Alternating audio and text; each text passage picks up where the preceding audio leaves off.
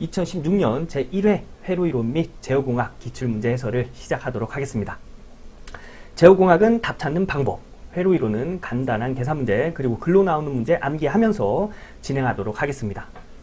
여러분, 우리의 목적은 전기 이론을 통달하는 것이 아니고 전기기사 자격증을 취득하는 것입니다. 이 점 유념하셔서 전기기사 자격증 준비를 이어나가시는 것을 권장드리겠습니다. 자, 그러면 기출문제 시작해 보도록 하겠습니다. 61번, 제어 오차가 검출될 때 오차가 변화하는 속도에 비례하여 조작량을 조절하는 동작으로 오차가 커지는 것을 사전에 방지하는 제어 동작은 답은 1번 미분 동작입니다. 이 문제에 암기하고 가는 겁니다. 근데 미분 동작에 대해서 제가 짧게 좀 설명을 드리면, 미분 어떤 걸 의미하죠? 기울기를 의미합니다. 자, 우리가 입력을 넣고 이제 우리가 원하는 출력가까지 가는데 이런 그래프로 나타내어지게 됩니다. 우리가 입력을 넣어서 바로 출력이 딱 되는 게 아니잖아요. 그죠? 그래서 이런 식으로 되는데, 이때 미분에 관련된 그 기울기는 이 기울기를 얘기하는 거거든요. 그래서 이 기울기가 너무 가파르게 되면 관성 때문에 오차 범위가 커집니다. 그래서 오차가 커지는 것을 사전에 미연에 방지하는 동작, 이 기울기를 조정해서 오차 범위를 사전에 제어하는 동작을 미분 제어라고 합니다. 그래서 61번의 답은 1번입니다. 자, 다음 문제 가겠습니다. 2번, 다음과 같은 상태 방정식으로 표현되는 제어계에 대한 설명으로 틀린 것은? 이 문제는 이 상태 방정식에서 특성 방정식을 찾아낸 후에 그 특성 방정식과 이 보기와 비교를 해서 틀린 내용을 찾아라. 이런 문제입니다. 자, 그러면 이 상태 방정식에서 특성 방정식을 찾아내야겠죠? 한번 찾아내 보겠습니다. 특성 방정식 공식은 si-a는 0, 이런 식으로 찾아낼 수 있는데요.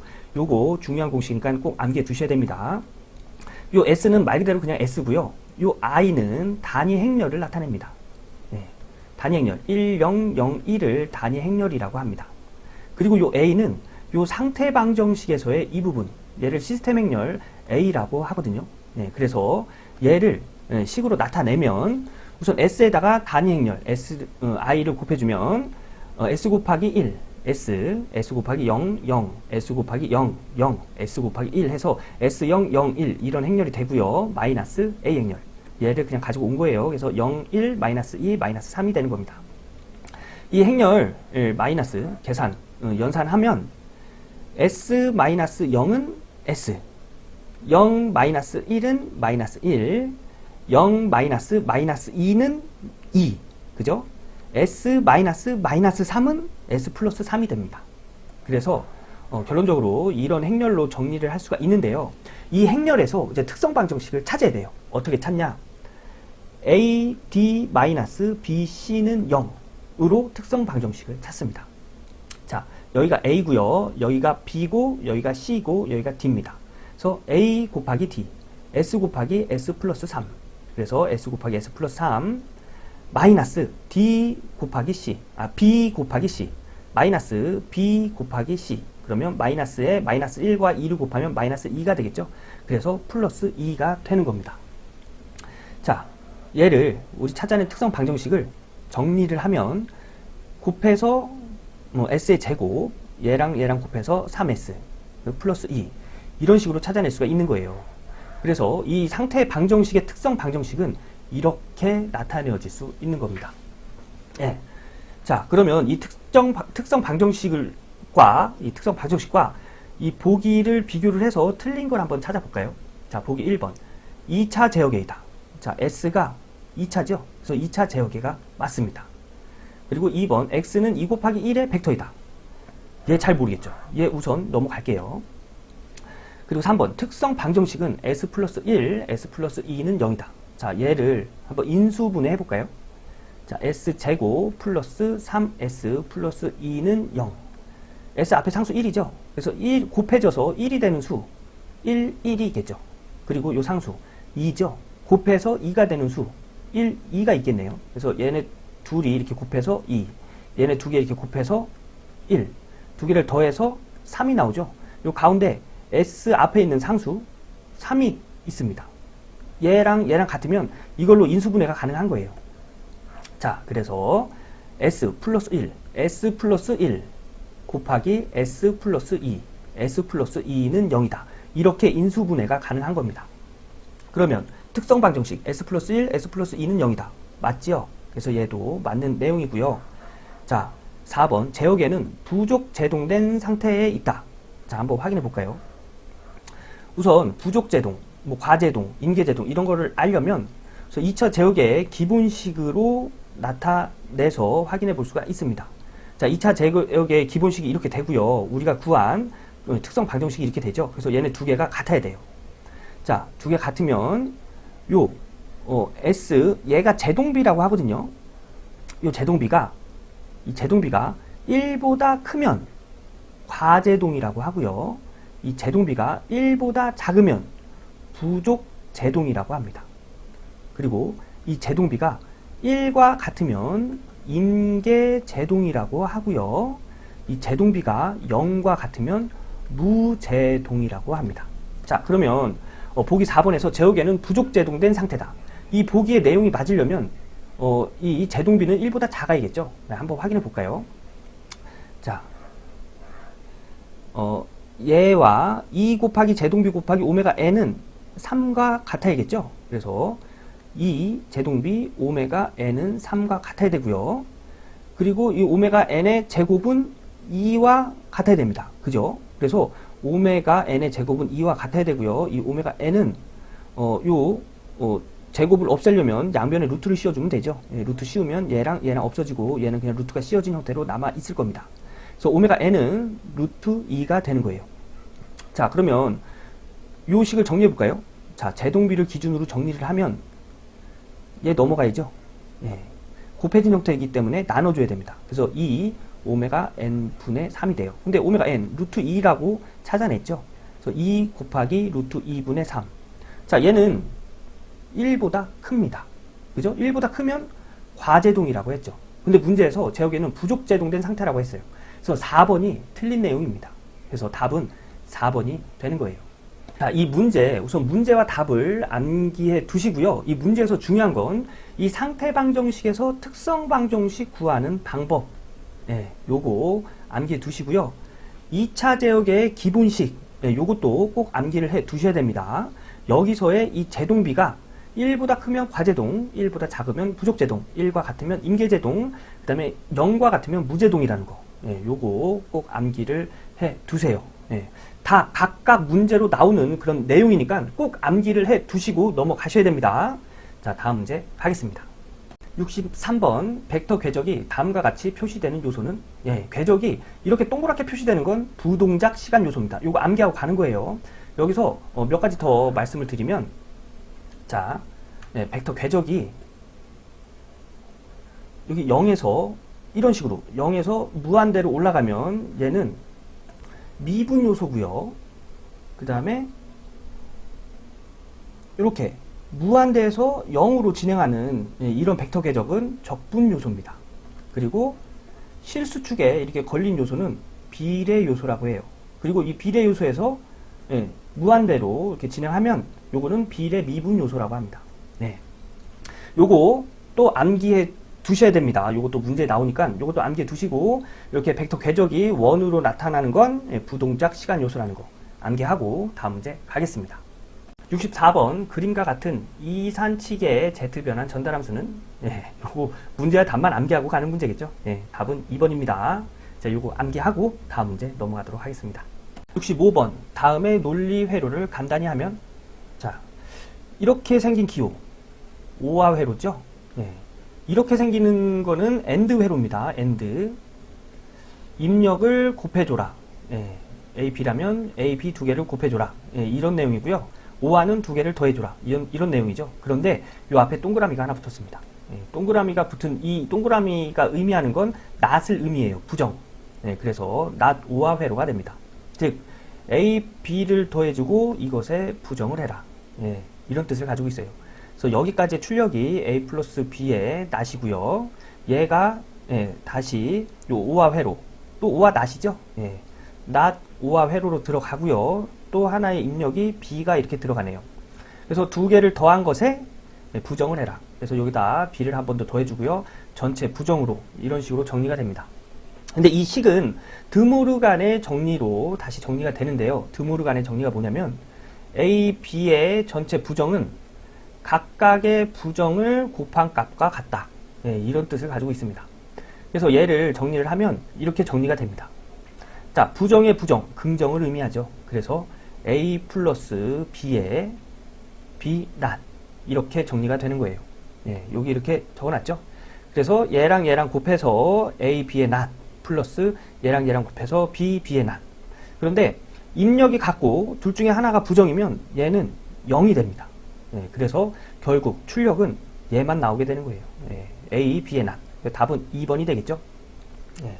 여러분 이런 논리회로 나와서 식을 정리해라 이런 문제가 나오면 꼭 한번 천천히 하나하나씩 해보셔야 됩니다.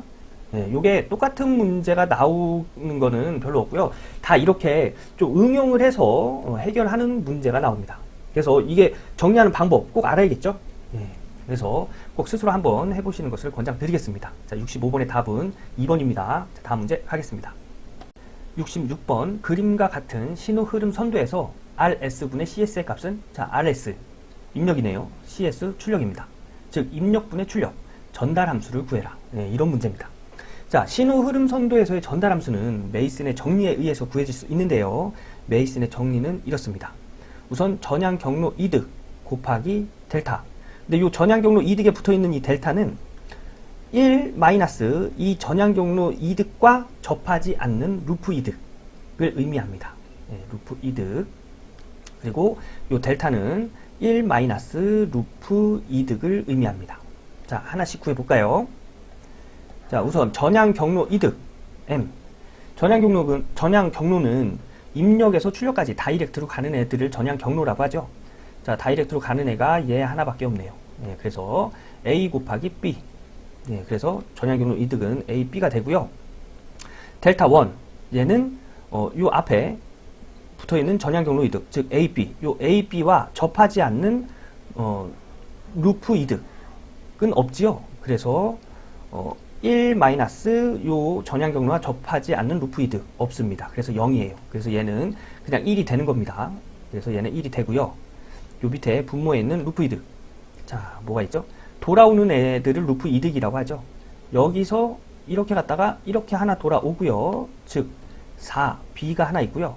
여기서 출발해서 A, B에 이렇게 돌아오는 애가 있습니다. 즉 5, A, B가 되는 거예요. 그래서 1 마이너스 4B 플러스 5A, B가 되는 겁니다. 자, 얘를 분모에다 넣고 얘네들을 분자에 이렇게 넣어서 계산을 해보면 전향 경로 이득 AB 곱하기 1 그죠? 그냥 A, B만 나오겠죠. 네, 그리고 루프 경로 이득 1 마이너스 4B 플러스 5A, B니까 1 마이너스 4B 네, 마이너스랑 플러스랑 곱해서 마이너스 된 거예요. 그리고 요 마이너스랑 요 뒤에 플러스 5B랑 곱해서 마이너스 5A, B가 되는 겁니다. 그래서 답은 1번이 되겠습니다. 이 신호 흐름 선도에서의 전달함수 구하는 방법 요거 꼭 나올 때마다 꼭 한 번씩 해보셔야 됩니다. 이 문제도 똑같이 나오는 문제보다는 이렇게 응용해서 나오는 문제가 많으니까요. 예, 어떻게 정리를 하는지 꼭 해보셔야 됩니다. 이건 연습 많이 해보셔야 나중에 뭐 문제가 좀 다르게 나와도 해결할 수 있는 문제예요. 66번의 답은 1번입니다. 자, 다음 문제 가겠습니다. 67번 단위 계단 입력에 대한 응답 특성이 이런 식으로 나타나는 제역에는 1차 지연 제역입니다. 요거 암기하고 가는 거예요. 61번의 답은 3번입니다. 자, 다음 문제 가겠습니다. 68번 게르프 함수가 이럴 때 근계적의 수는 근계적의 수 어떻게 구한다고 했죠? 극점의 근과 0점의 근의 개수를 비교해서 근의 개수가 많은 게 근계적 수와 동일하다고 했죠. 극점은 뭘까요? 이 게르프 함수에서 분모가 0이 되는 S의 근을 극점이라고 하고요. 0점은 분자가 0이 되는 S의 근을 0점이라고 합니다. 자, 그러면 우선 극점부터 구해볼까요? 극점. 2차, 요 앞에 있는 애가 0이 되면 요 분모는 다 0이 되겠죠. 그런데 2차랍니다. 근이 두 개란 얘기예요. 그래서 플러스 0, 마이너스 0 요렇게 표시합니다. 그리고 얘도 0이 되면 분모가 0이 되겠죠. 그래서 S는 마이너스 2 그리고 또 얘가 0이 돼도 S는 0이, 요 분모는 0이 됩니다. 그래서 마이너스 3 0, 0, 마이너스 2, 마이너스 3이 극점이 되고요. 예. 0점, 분자가 0이 되는 S의 근, 마이너스 1이죠. 얘는 얘가 0점이 되는 겁니다. 그럼 극점의 개수는 하나, 둘, 셋, 네 개고 0점은 하나죠. 둘 중에 극점이 더 개수가 많죠. 그래서 극점의 개수가 근계적 수가 되는 겁니다. 그래서 답은 4번이 됩니다. 이 문제에서 중요한 건 극점은 분모가 0이 되는 S의 근을 이야기하고요. 0점은 분자가 0이 되는 S의 근을 의미한다는 거. 그리고 근계적의 수는 극점의 개수와 0점의 개수를 비교해서 많은 수가 근계적의 수와 동일하다는 거. 예, 이거 꼭 이해하고 다음 문제 넘어가도록 하겠습니다. 68번의 답은 4번입니다. 자, 다음 문제. 69번 주파수 응답에 의한 위치 제어계의 설계에서 개통 안정도 척도와 관계가 적은 것은 답은 4번입니다. 69번 암기하고 가는 거예요. 개통 안정도 척도와 관계가 적은 건 고유 주파수입니다. 자, 다음 문제 가겠습니다. 70번 나이퀴스트 선도에서의 임계점이 마이너스 1, J0에 대응하는 보드 선도에서의 이득과 위상은? 자, 나이퀴스트 선도에서 이렇게 보면 얘가 허수축이고요. 얘가 실수축입니다. 자, 마이너스 1, 실수는 마이너스 1이고요. 허수는 0이랍니다. 그러면 2점이 되겠죠. 2점에서 이득, 20 로그 마이너스 1, 마이너스 1의 절대값은 1이죠. 로그 10의 1은 0입니다. 뭐 10이 되든 뭐가 나오든 로그 1은 0이 나와요. 그래서 0 곱하기 20은 이득이 0이 되겠죠. 그래서 이득은 0 데시벨이고요. 위상, 각도는 여기서 이 각도 또는 여기서 이 각도를 의미합니다. 그래서 180도 또는 마이너스 180도가 되는 거예요. 네, 그래서 70번의 답은 4번이 됩니다. 이 문제 그냥 문제와 답만 암기하고 가도 별 문제 되지 않는 그런 문제입니다. 예, 이거랑 똑같이 나오는 문제 많으니까 문제와 답만 암기하고 가셔도 됩니다. 70번의 답은 4번입니다. 자, 다음 문제. 71번 평형 3상 델타 결선에서 선간전압과 상전압의 관계로 옳은 것은? 자, 델타 결선에서의 상전압과 선간전압의 관계를 물어보는 문제입니다. 그죠? 예, 이 델타 결선에서는 여기서 여기까지가 상전압이죠. 그리고 또 여기서 여기까지가 선간전압입니다. 자, 보면 서로 높이가 같죠. 예. 그래서 상전압과 선간전압은 같게 됩니다. 그래서 문제 답은 3번이 되겠네요. 자, 이게 델타 결선에서의 상전압과 선간전압의 관계.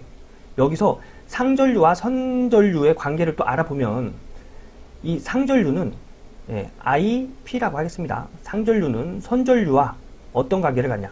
예, 이거 그전에도 많이 했죠. 이 상전류가 더 작다고 그랬어요. 얼마큼? 루트 3분의 1배만큼. 그리고 선전류가 상전류보다 크다고 했습니다. 얼마큼? 루트 3배만큼. 그래서 선전류는 상전류보다 크다. 얼마큼? 루트 3배만큼. 예. 만약에 문제에서 전류로 물어봤다면 얘가 답이 되는 거예요. 근데 문제에서는 선간전압과 상전압의 관계를 물어봤기 때문에 3번이 답이 되는 겁니다. 예. 자, 다음 문제 가겠습니다. 72번 정격 전압에서 1kW의 전력을 소비하는 저항에 정격 80%의 전압을 가할 때 전력은 몇 와트이냐. 예. 자, 전력 우리 어떻게 구하죠? P는 전압 곱하기 전류로 구하죠. 근데 전류 R분의 V, I는 R분의 V, 그죠? R분의 V로 나타낼 수 있죠. 그래서 R분의 V를 여기다 적용시키면 전력은 R분의 V 제곱이 됩니다. 그죠? 그래서 문제에서 이 R분의 V 제곱이 1kW랍니다. 즉 1000W래요. 이때 이 전격 전압의 80%를 가할 때의 전력. 그러면 식을 어떻게 만들면 되죠? R분의 이 전압의 80%, 0.8을 곱해주면 되죠. 0.8 V의 제곱. 이때의 전력은 이걸 물어보는 겁니다. 자, 그래서 식이 여기까지 유도가 됐죠. 그래서 이 제곱을 앞에다 곱해주고 얘 곱해주면 0.8의 제곱 곱하기 R분의 V 제곱이 됩니다. 근데 R분의 V 제곱 좀 아까 1kW 즉 1000W라고 했죠. 그래서 얘를 1000으로 적용시켜서 식을 정리하면 0.8의 제곱 곱하기 1000이 되겠네요. 그래서 답은 640W가 됩니다. 그래서 72번의 답은 3번입니다. 자, 다음 문제 가겠습니다. 73번 그림에서 T는 0에서 시간이 0초에서의 스위치를 닫았다. 콘덴서에 충전된 초기 전압이 1V이었다면 전류 IT를 변환한 값 IS는 자, 73번은 문제와 답만 암기하고 가는 문제로 하겠습니다. 예, 그래서 답은 4번입니다. 예, 이런 회로가 나오고 예, 이 IS를 구하라고 하면 답은 S 플러스 2분의 1입니다. 예, 73번의 답은 4번입니다. 자, 다음 문제 가겠습니다. 74번 그림과 같은 회로에서 IX는 몇 암페어인가?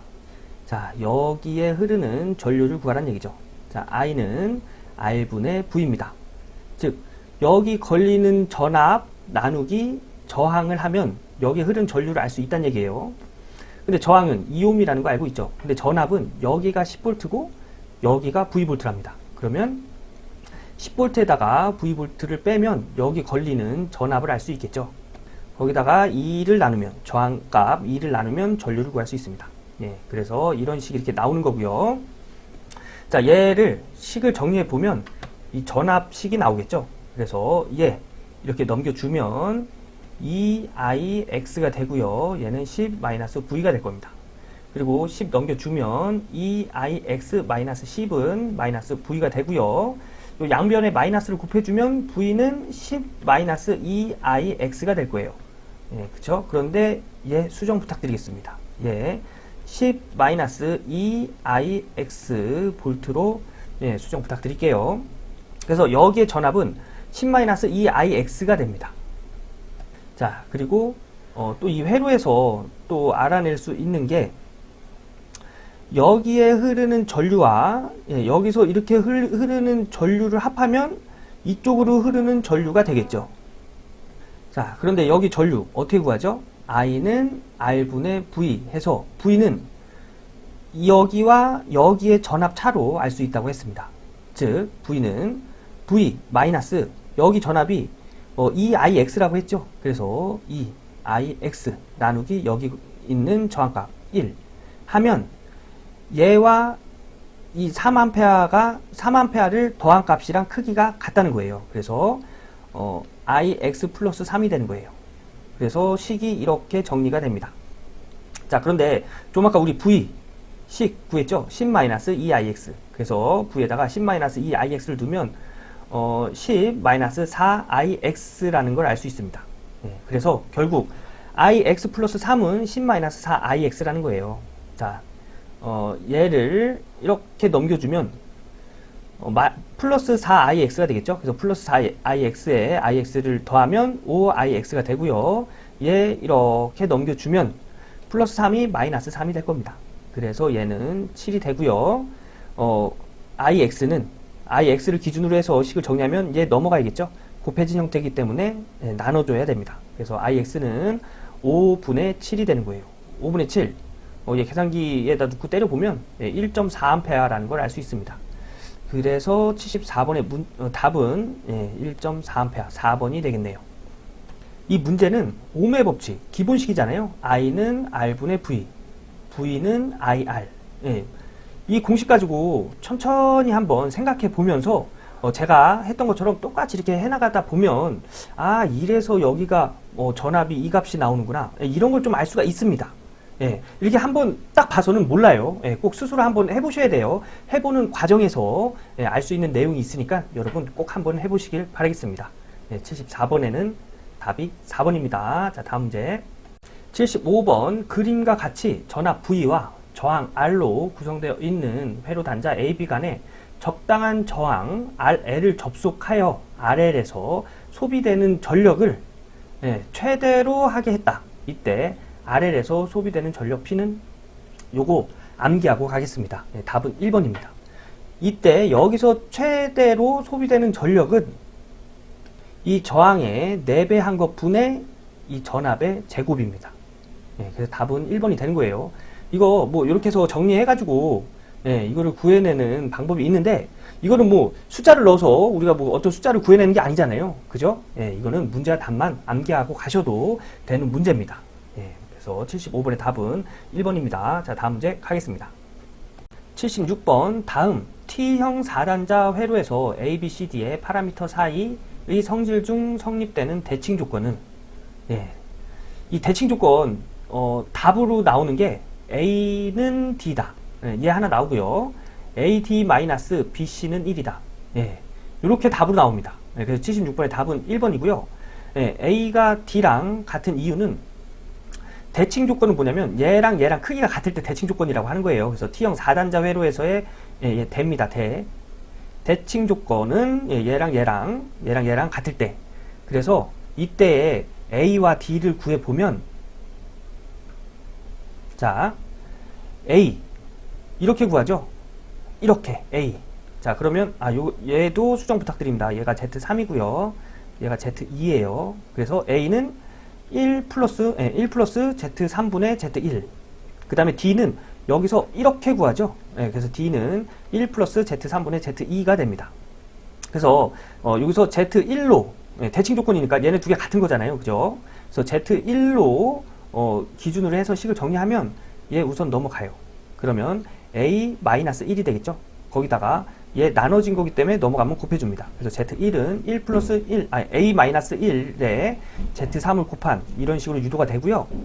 D에서의 Z2, 얘를 기준으로 해서 식을 정리하면 얘 또 넘어가요. 그럼 D-1이고요.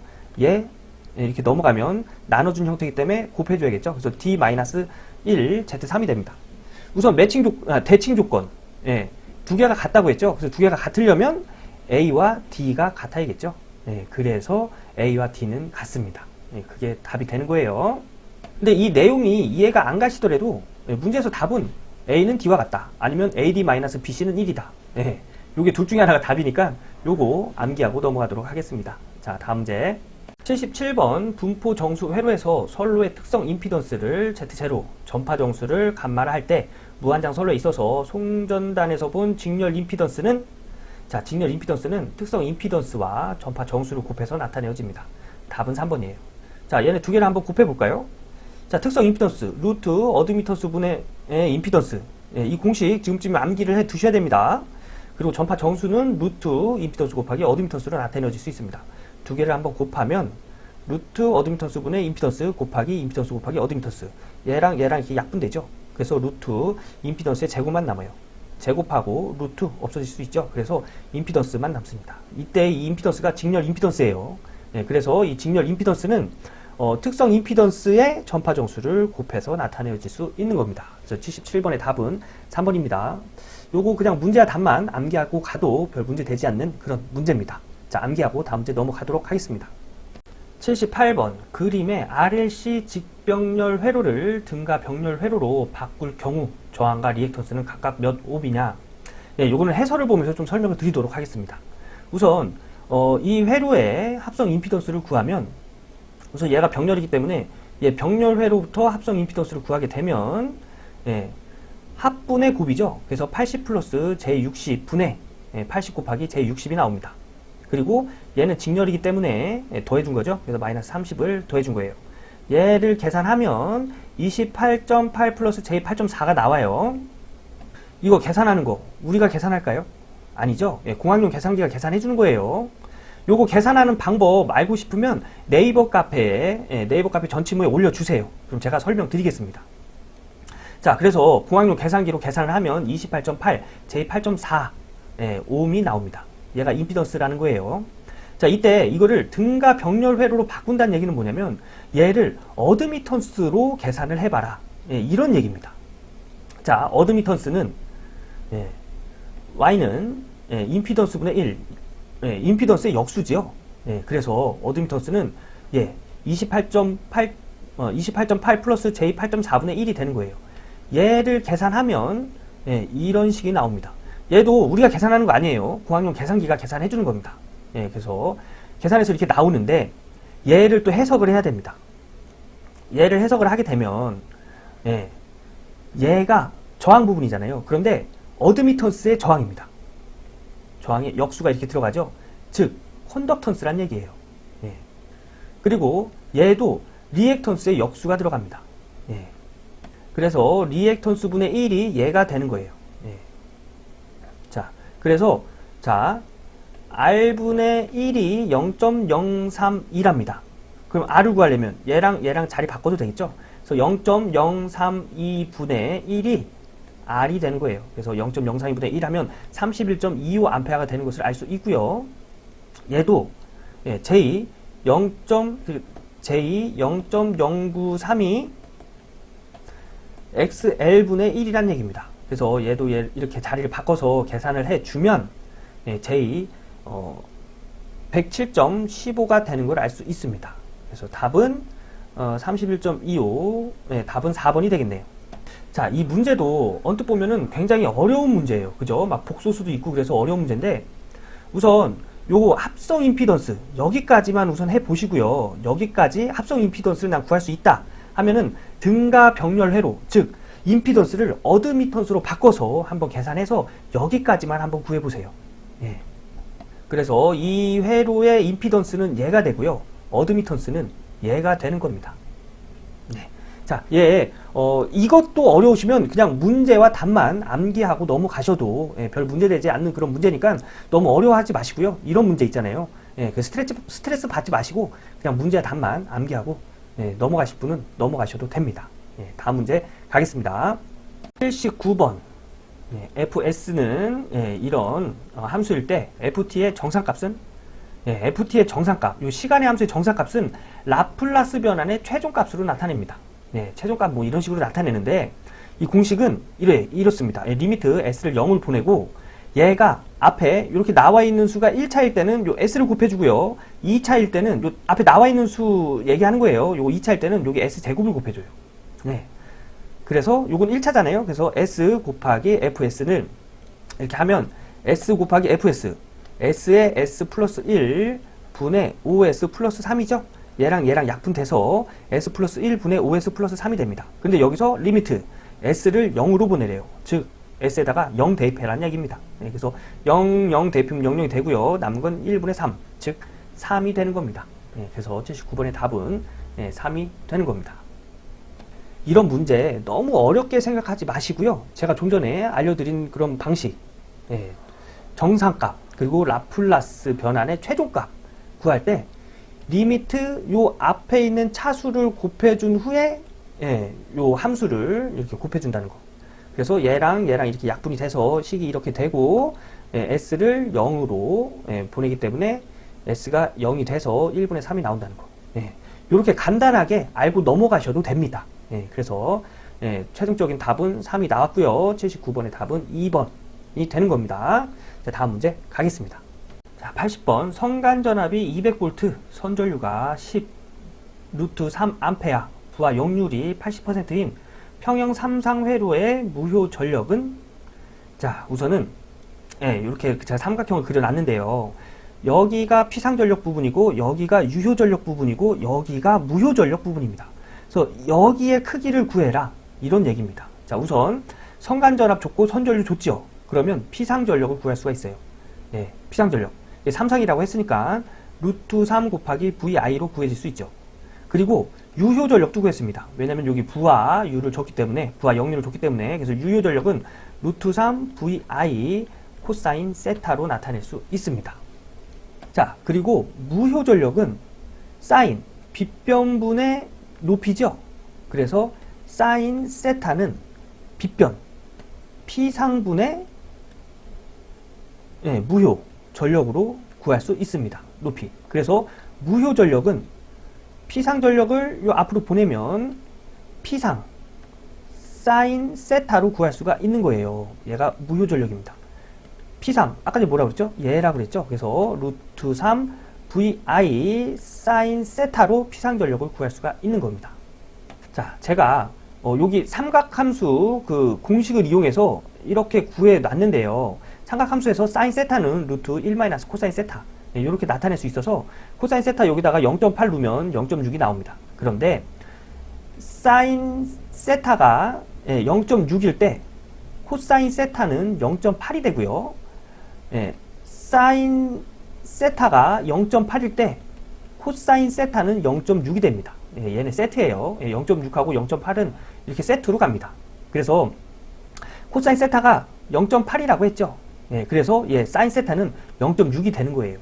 자, 그래가지고 요 피상전력 루트 3 곱하기 V 200V 곱하기 전류 10 루트 3 곱하기 사인 세타 0.6 계산기 놓고 때리면 3600 바가 되는 것을 알 수 있습니다. 얘가 무효전력이란 얘기입니다. 그래서 답은 1번이 되는 거예요.